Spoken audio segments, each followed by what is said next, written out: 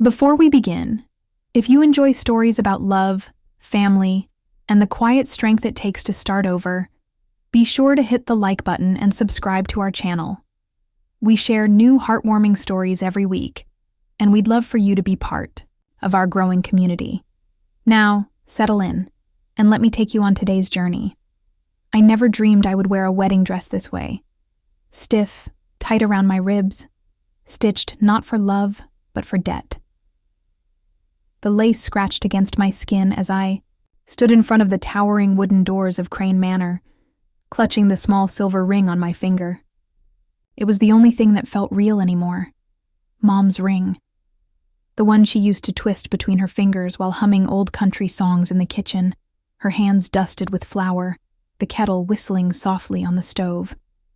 I closed my eyes and, for a moment, I could almost hear her voice again. Gentle, worn by time, singing just for me. "You'll find your way, Claire. You always do." I wanted to believe that. I wanted so badly to believe it.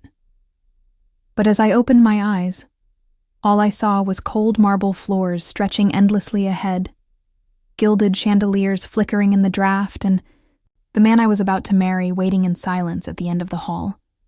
Alexander Crane. The name alone felt like ice sliding down my spine. He didn't look at me. Not once. He stood tall, hands folded in front of him, a dark figure carved in stone. His face unreadable, his jaw sharp like he'd been sculpted from steel itself. No warmth, no life, just obligation. We'd met once before. Barely. I was 17. Standing behind my mother's skirt at a charity event she'd sewn tablecloths for. He had passed by without noticing me. I remember thinking then that he looked like he belonged to another world entirely.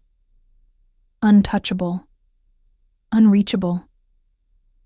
I never imagined I would belong to him, not like this. Not because my father had taken everything from him years ago and disappeared, leaving nothing behind but a wrecked family and a debt I could never repay. Until now. The priest began to speak, but the words washed over me like static. I wasn't listening. I was staring at Alexander's profile, trying to find something human in the lines of his face. There was nothing. He didn't touch me, not even when he slipped the ring onto my finger.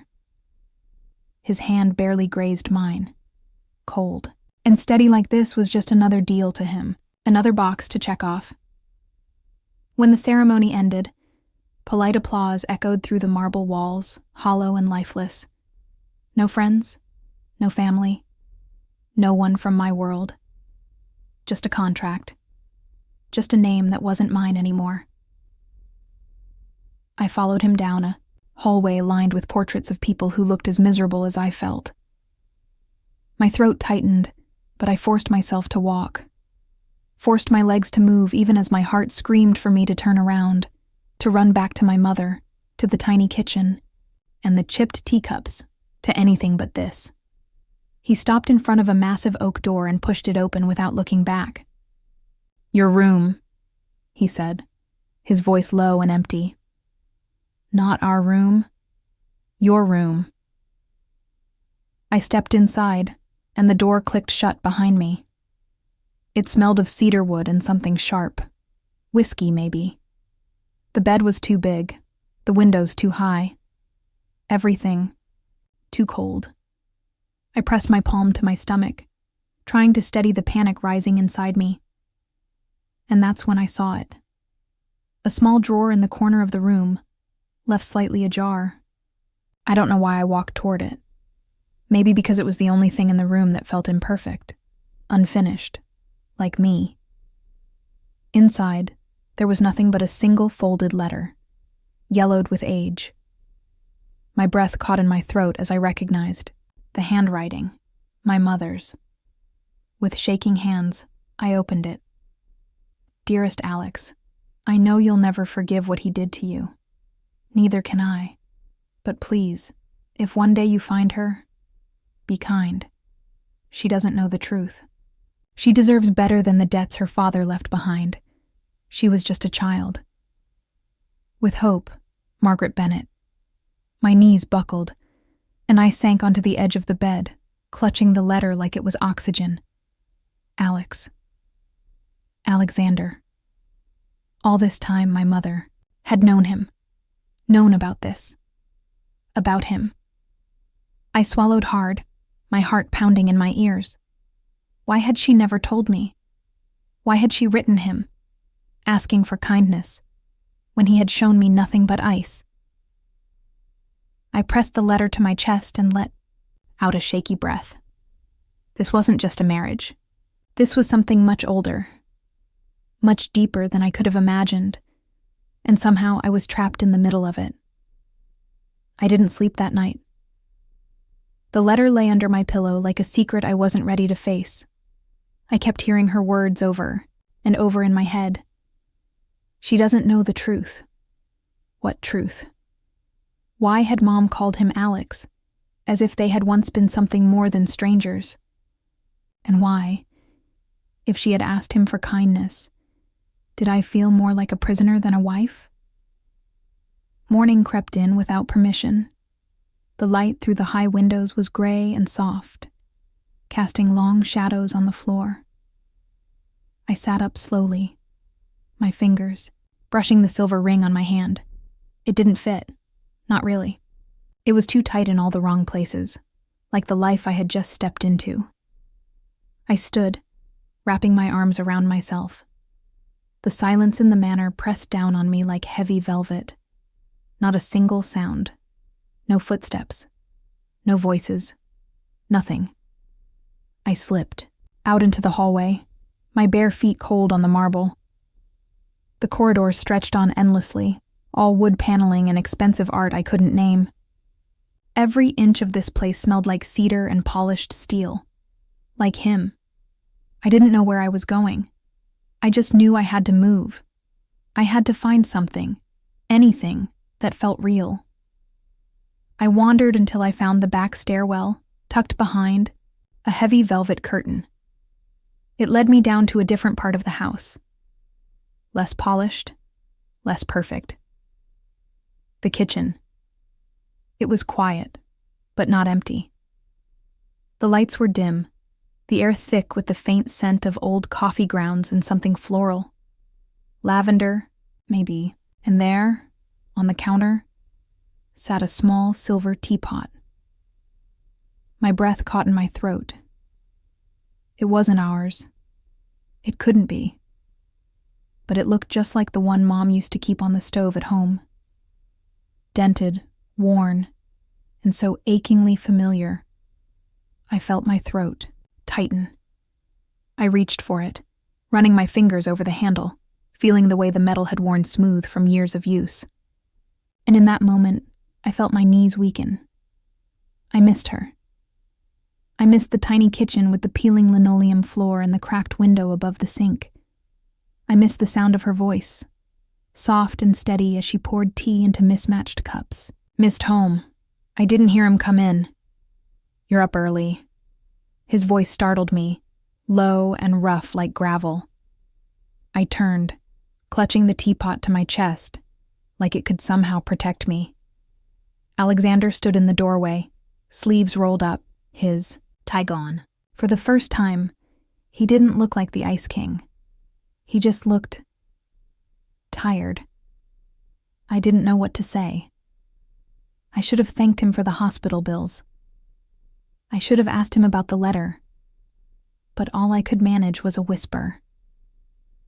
This looks like hers," his brow furrowed. "She used to bring it here. Every time she visited." I blinked. "She was here?" He nodded slowly. "Years ago? Long before?" His voice trailed off. But I knew what he meant. Long before my father ruined him. I set the teapot down, swallowing the lump in my throat. "Why did you pay for her treatment?" The question slipped out before I could stop it. His jaw tensed, but he didn't look away. "Because she asked me to." I stared at him. "And you listened." He ran a hand through his hair, letting out a breath that sounded like it had been trapped in his chest for years. "I owed her more than you know." His words hit harder than I expected. I wanted to ask more, to dig deeper, but something in his face stopped me. The tightness in his jaw, the way his eyes shifted like he was fighting something inside himself. Instead, I whispered the only thing I could. "Thank you." He stilled, like he wasn't sure how to receive those words. Like no one had said them to him in a very long time. The silence stretched between us, thick and fragile. He stepped closer, just once, then stopped himself. His voice dropped, softer than before. "Your mother, she used to sit right there." He nodded to the old wooden chair by the window. "Every time she visited, she'd sit there with that teapot and tell me that forgiveness isn't weakness. It's courage." I felt my heart squeeze. He glanced at me again, his gaze sharp but less guarded. And just for a second, I thought I saw something in his eyes that scared me more than his coldness ever could. Regret. He turned without another word and left me standing there, clutching the old teapot, blinking back tears I didn't fully understand. Stood there long after he'd gone, tracing the edge of the dented metal. My mother had sat in this kitchen. She had once believed in him. Maybe, once, he had believed in her too. I didn't know what to believe anymore. But deep down, something told me this marriage wasn't the end of the story. It was only the beginning. And somehow, I had to find the truth hidden beneath the silence. I couldn't stay in that kitchen any longer. Not after hearing those words. Not after seeing something in Alexander's face that didn't belong to the man who'd stood so cold beside me at the altar. Regret. It haunted me as I climbed the stairs back to my room, the room that still didn't feel like mine. I closed the door behind me and pressed my back against it, clutching the letter from my mother again. She deserves better than the debts her father left behind. I didn't know what she meant by the truth, but something in me knew I couldn't ignore it anymore. The mansion seemed to breathe around me, alive with memories I didn't share. I needed answers. I needed something that wasn't written by hands that had already left me behind. I paced the room, scanning the shelves, the drawers, the corners I hadn't dared explore the night before. There had to be more. More than this letter. More than this silence. I stopped when I noticed a drawer in the massive oak desk tucked into the far corner of the room. It looked too perfect, too untouched. But when I pulled it open, there they were. Dozens of papers, stacked neatly. Contracts, reports. And then, tucked between the pages, a torn envelope with no stamp. I froze. Carefully, I slid it out. The handwriting wasn't my mother's. It was his. I unfolded the letter, feeling the paper tremble in my hands more than I wanted to admit. Margaret, there are 1,000 things I could say, 1,000 ways I could try to explain what I let happen, but none of them would change the truth. I trusted him. I trusted your husband. I believed in the promises we built together. I believed in family, and he took everything. I don't know if I'll ever forgive him, but I've never blamed you, or your daughter. You once told me that forgiveness isn't weakness. Maybe one day I'll learn what that really means. Alexander, I sank to the floor, the letter shaking in my hands. He had written her. He had wanted to explain. But for some reason, it had never been sent. I pressed the paper to my chest, feeling the weight of all the things I didn't understand pressing down on me. Had my mother known? Had she carried this burden all these years, keeping it from me, trying to protect me from a history too tangled to undo? A soft knock at the door made me jump. Claire? His voice, quieter than before. I stood, clutching the letter tight in my fist. He stepped inside when I didn't answer, closing the door softly behind him. He looked different in the morning light, less sharp, less untouchable. Still guarded, but human. I held out the letter before I lost the nerve. His eyes darkened when he saw it. "You never sent it," I whispered. He didn't move for a long time. Then, with a slow breath, he crossed the room and sat on the edge of the bed, resting his elbows on his knees, like the weight of everything was finally too much. "No," he admitted quietly. "I didn't." I waited, unsure if I should sit beside him, unsure if I even could. But my voice found me again. "Why?" His jaw tightened. She deserved better than empty words. I swallowed hard. "So you married me instead?" His head dropped, hands running through his hair. "You think this is about revenge?"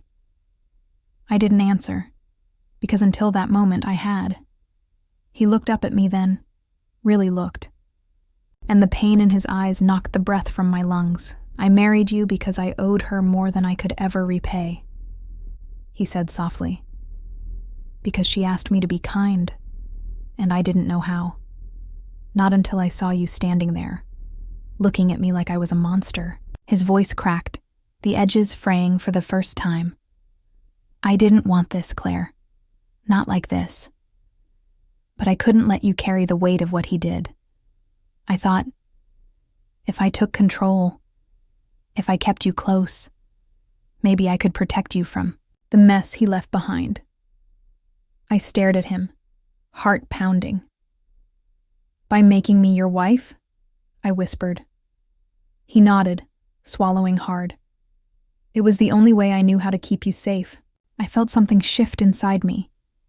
Slow, hesitant, but real. I crossed the room, sitting on the far corner of the bed, leaving space between us, but not turning away.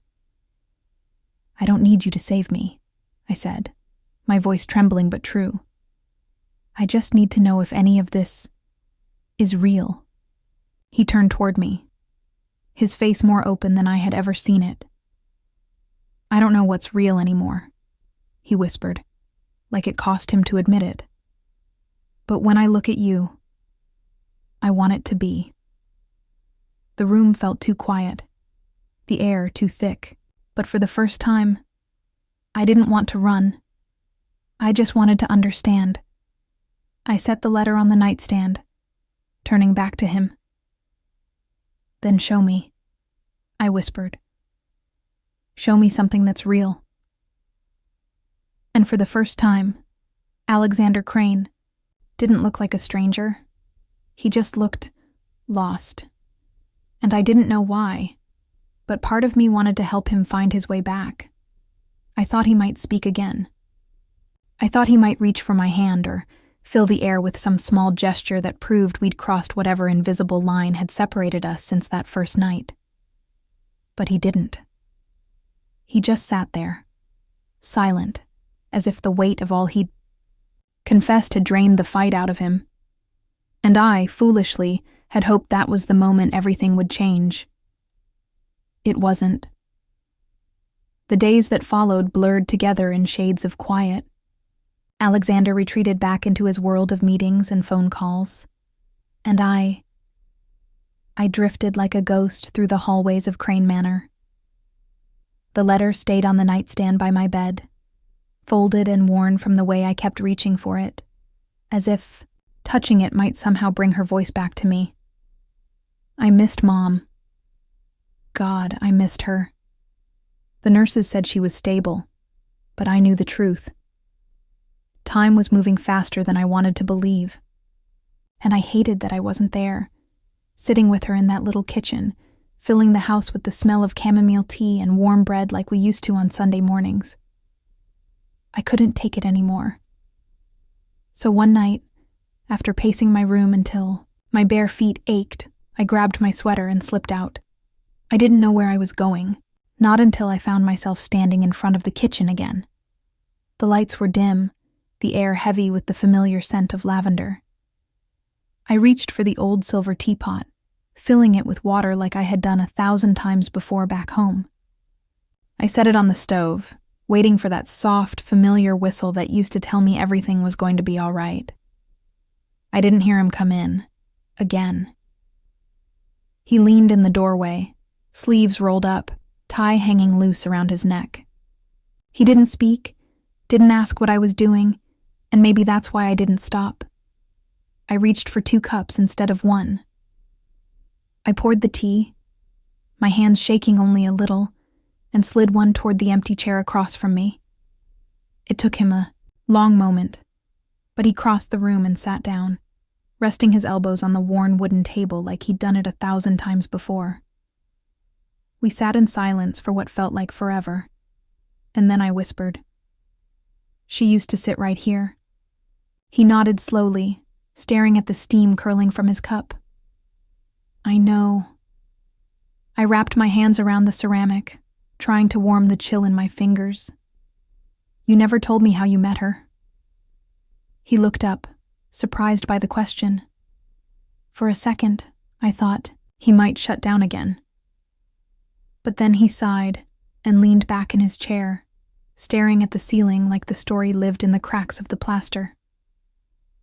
"Your father came to me looking for a partner," he began, his voice low and steady. "I was young, stupid enough to believe in handshake deals and loyalty over contracts. He sold me on the idea of building something together, a company that could last, something bigger than both of us." His mouth twisted like the memory tasted bitter.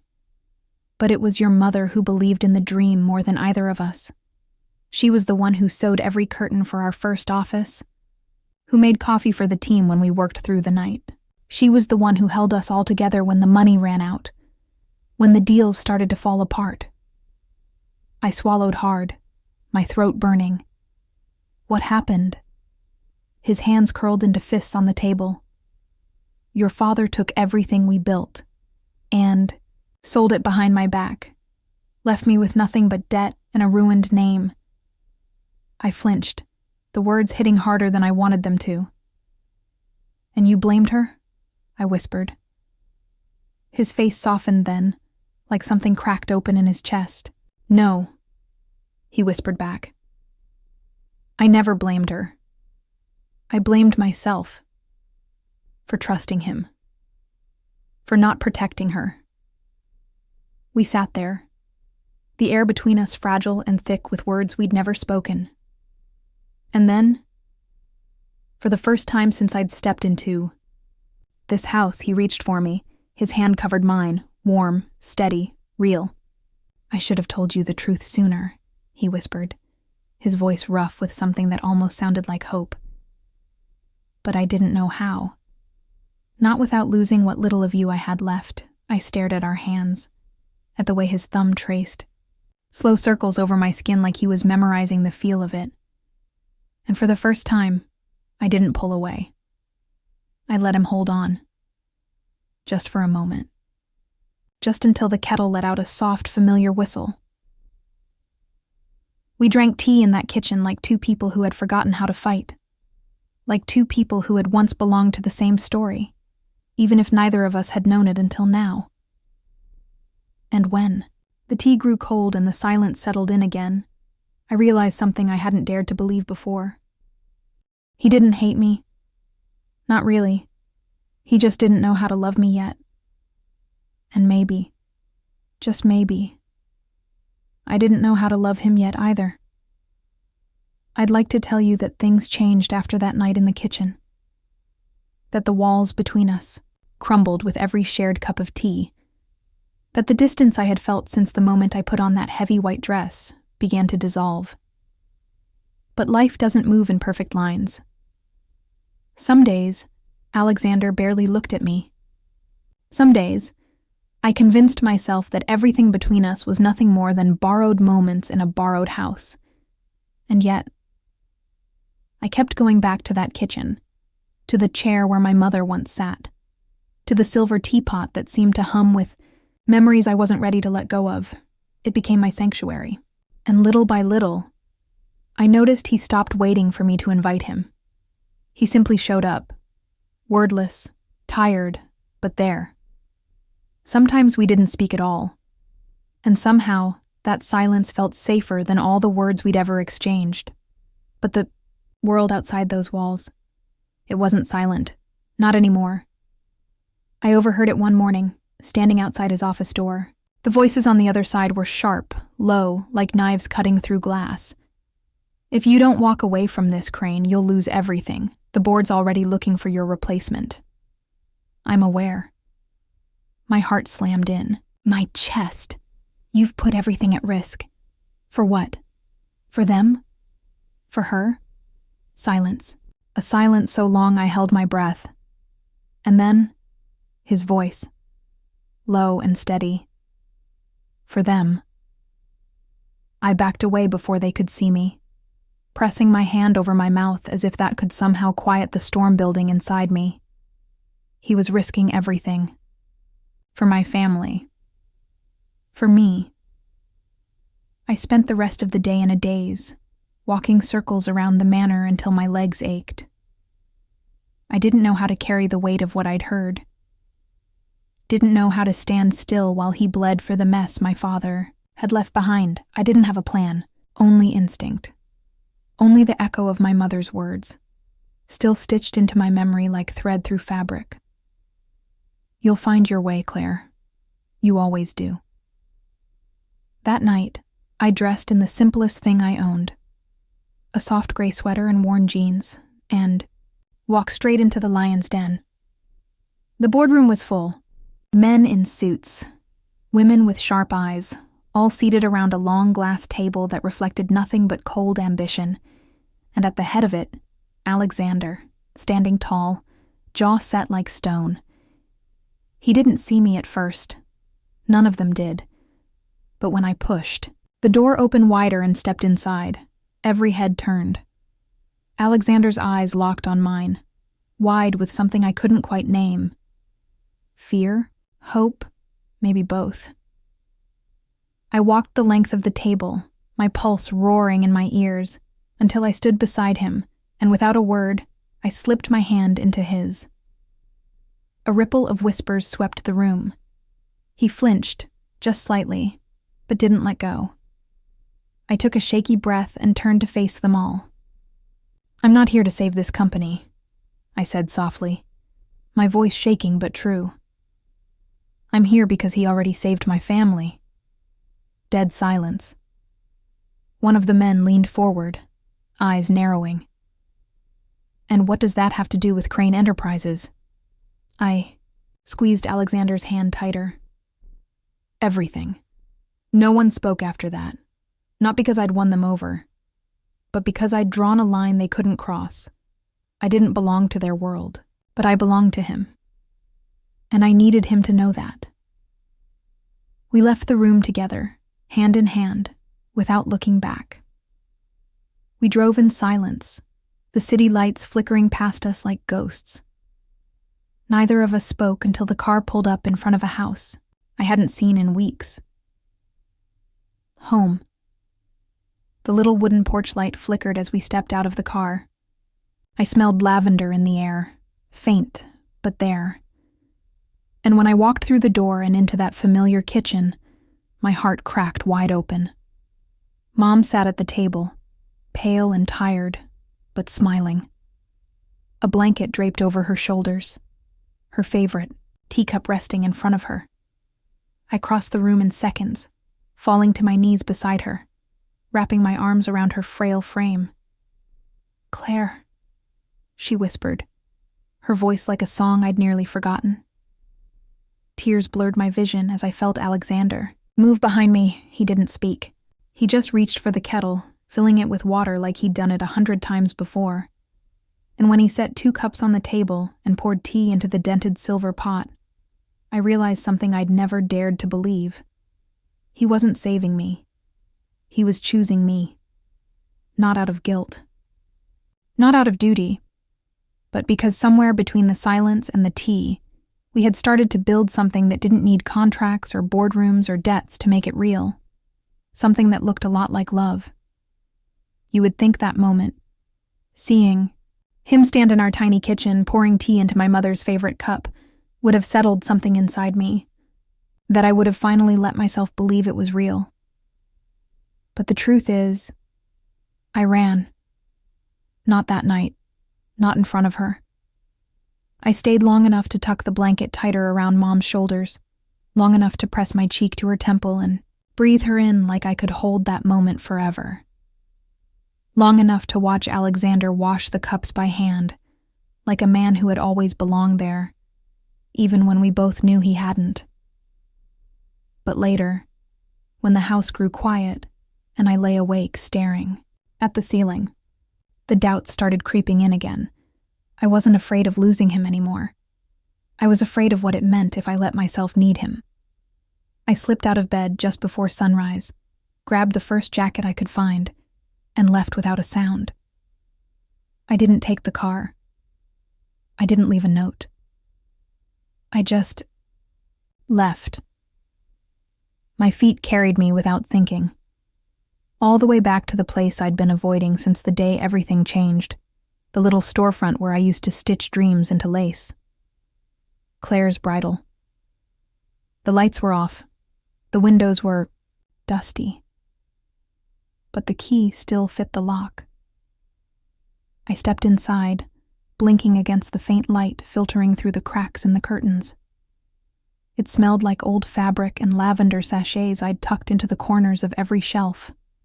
I reached for the nearest dress form, brushing my fingers over the satin that had once felt like hope. I didn't hear the door open. I didn't have to turn to know it was him. I felt him the moment he stepped inside. I closed my eyes, bracing for the sound of his anger, the sharp edge of his voice telling me I was ungrateful, reckless, foolish. But it never came. Instead, I heard the softest breath, like someone standing at the edge of a cliff, too afraid to fall, but too broken to step. "Back, Claire." My name sounded like a prayer on his lips. I turned, slow and shaking. He stood in the doorway, still in yesterday's clothes, his hair a mess, his face pale like he hadn't slept. His eyes locked on mine, and for the first time since the day we met, there was no wall between us. No cold, no distance, just him. I swallowed hard, wrapping my arms around myself. I didn't know where else to go. He stepped closer, stopping just a breath away. "You could have stayed," he whispered, his voice cracking at the edges. I shook my head, tears burning the back of my throat. I don't know how to stay. Not when I'm so afraid I'll lose myself again. His hands curled into fists at his sides. He didn't reach for me. Didn't try to pull me closer. He just stood there, shaking like he was the one who might fall apart. "You don't have to choose between yourself and me," he whispered. "You never did." I let the words hang between us, afraid to believe them, afraid to trust. But then, he did the one thing I never expected. He dropped to his knees. Right there, in the middle of my dusty little shop, surrounded by half-finished dresses and forgotten dreams, Alexander Crane knelt in front of me. Not like a man begging. Not like a man trying to win, but like a man who had finally laid down his armor. He reached for my hands, his voice breaking on every word. "I don't have a boardroom left to fight for. I don't have a company left to save. I've risked it all. But none of it matters if I lose you." Tears slipped down my cheeks before I could stop them. "I don't need a contract. I don't need your family's name. I just need you to stay. Not because you have to. Not because you owe me anything. But because you want to." I sank to my knees in front of him, shaking as I reached for his face. His breath hitched when I touched him, like he didn't dare believe it was real. I leaned in, pressing my forehead to his, breathing him in, and for the first time, I let go of everything else. The debts, The past. The fear. "I'm so tired of running," I whispered. He wrapped his arms around me, holding me so tightly I could barely breathe. But I didn't want space. Not this time. I wanted this messy, fragile, real thing we had built, without meaning to. I pulled back just enough to look into his eyes. "I don't want to belong to anyone," I whispered. "I just want to belong with you." His breath shuddered out of him like he'd been holding it for years. And when he kissed me, soft, slow, steady, it wasn't a claiming. It was a promise. When we finally pulled apart, he cupped my face in, his hands, his forehead resting against mine. "No more running," he whispered. "No more running," I echoed. And for the first time, I believed it. We didn't go back to Crane Manor that night. We didn't go anywhere, really. We stayed in that little shop until the sun started bleeding through the front windows, painting the dust in soft gold. We didn't say much. We didn't need to. It was strange how something could feel so fragile and unbreakable all at once. By the time we stood to leave, my legs felt like they'd barely held me together all night. But my heart felt steady in a way it hadn't in years. We drove back to my mother's house just after sunrise, and for once, I wasn't afraid of what the day might bring. Mom was already awake, sitting in her favorite chair by the window. Her smile told me she knew. She always knew. I knelt beside her, brushing her hair away from her tired face. "He stayed," she whispered softly, her voice just a breath in the morning light. I nodded, pressing my cheek to her shoulder. He stayed. We spent the morning making tea, filling the house with the smell of chamomile and warm bread. Alexander didn't try to take over. He didn't hover or fill the air with words that didn't belong. He just was present, still, and I think that's when I knew what I had to do. Later that afternoon, I found him standing alone on the back porch, his hands braced on the railing like the weight of everything we weren't saying was pressing down on him again. I slipped out quietly, wrapping my sweater tighter around me as I stepped into the cool autumn air. He didn't turn, but I knew he knew I was there. I stood beside him, staring out over the small yard where the old oak tree swayed gently in the breeze. I used to think, if I stayed quiet long enough, I whispered, this would all somehow fix itself. He let out a breath, long and slow. Did it? I swallowed hard, reaching into my pocket. My fingers curled around the folded contract, the one I'd carried since the day we married. I held it out between us. His body went still. "I've read it 100 times, I whispered. Every word, every clause, every condition. He finally turned, his eyes searching mine. "I never meant for you to feel trapped." Tears stung the backs of my eyes. "I know," I whispered back. "But I did feel trapped. And I can't keep living like that." His jaw clenched, but he didn't argue, didn't try to defend himself. And somehow, that gave me the strength to finish what I'd started. I tore the contract in half, slowly, deliberately, until the pages fluttered to the porch floor like dead leaves. Alexander flinched, his breath catching in his throat. I took his hand, placing it over my heart. "If you want me," I whispered, my voice trembling but true, "choose me, not the contract, not the debt.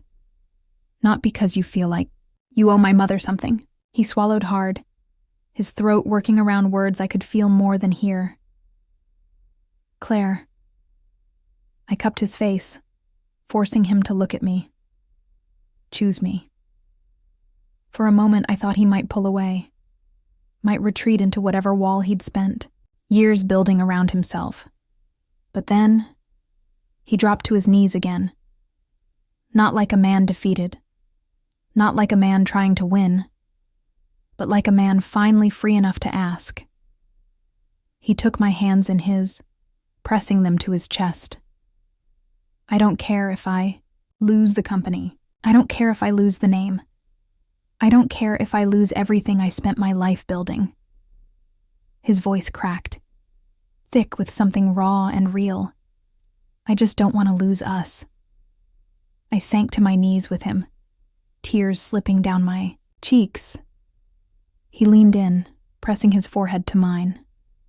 No more contracts, he whispered. No more fear, I answered. He pulled me into his arms, holding me like I was the only thing keeping him upright. And in that moment, I knew. We weren't who we were at that altar. We weren't two strangers bound by paper and silence. We were something new, something fragile, yes, but real. And for the first time, we were both choosing it, together. A year slips by faster than you think. Not in the loud, rushing way that life used to move when everything felt like a deadline, a debt, a deal to be signed or broken. No time. I learned, moves differently when you stop running from it, when you let it find its rhythm in the small, ordinary things, like tea brewing in the kitchen, like sunlight stretching long across wooden floors, like laughter, real, soft, unexpected, filling, a house that had once felt like a waiting room for grief. We stayed in the little house after Mom's health started to improve. It wasn't a mansion. It wasn't lined with marble or guarded by gates, but it was home. And somehow, Alexander fit into it like he'd belonged there all along. He fixed the leaky faucet, repaired the loose steps on the porch, learned to brew my mother's favorite tea without burning it. And every night, without fail, he took my hand like it was a habit he never wanted to break. I still carried the letter from my mother in the top drawer of my nightstand.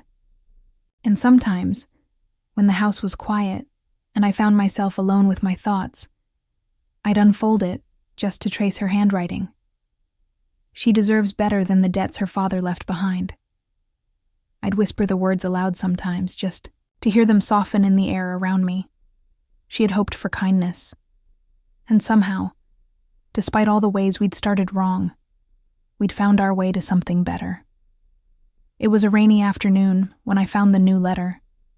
The kettle had just started to whistle when I noticed an envelope sitting on the edge of the table. The handwriting so familiar it stopped me in my tracks. Not my mother's this time. His. I turned to look at him where he stood by the window, watching the rain streak down the glass. "You wrote to me?" I asked softly. He turned, something tender curling in the corners of his mouth. "I've been writing to you every day," he whispered. "Just not on paper." I swallowed hard, my heart aching in the best possible way as I slid my finger under the flap. The letter inside was short, simple. "Claire, I used to believe that love was something you had to earn. Something that came after you proved you were worthy of it. But you loved me before I deserved it. I don't know if I'll ever be able to give you back everything you've given me. But I promise I will spend the rest of my life trying. Alex, yours, forever." I pressed the paper to my chest, blinking back the tears that always seemed to find me when I least expected them. He crossed the room slowly, like he wasn't sure if he had permission to close the distance between us. I met him halfway, reached for his hands, lacing my fingers through his. "I've never needed you to earn me," I whispered. "I just needed you to stay." His breath hitched, his forehead pressing to mine. "I'm not going anywhere," he promised. And I knew, without a shadow of a doubt, that he meant it. We stood there for a long time, listening to the rain, the whistle of the kettle, the quiet hum of a house that had become something sacred to us both. And when the sun broke through the clouds, casting light across the table. I turned to him with a smile that felt like it had lived in me all along. "Should set the table," I whispered. "Mom will be waking up soon." He nodded, pressing a soft kiss to my temple. We moved together through the little kitchen, filling the space with the kind of quiet joy that didn't need to be spoken aloud. And when we sat down to share tea, with her, I slipped my hand into his under the table. He squeezed my fingers gently, a silent promise threading between us like breath. Ours, not perfect, not polished, but real. And forever.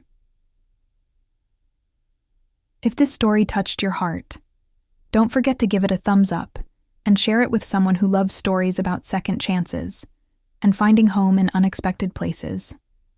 And if you'd like to hear more just like this, make sure to hit that subscribe button and turn on notifications so you never miss a new chapter.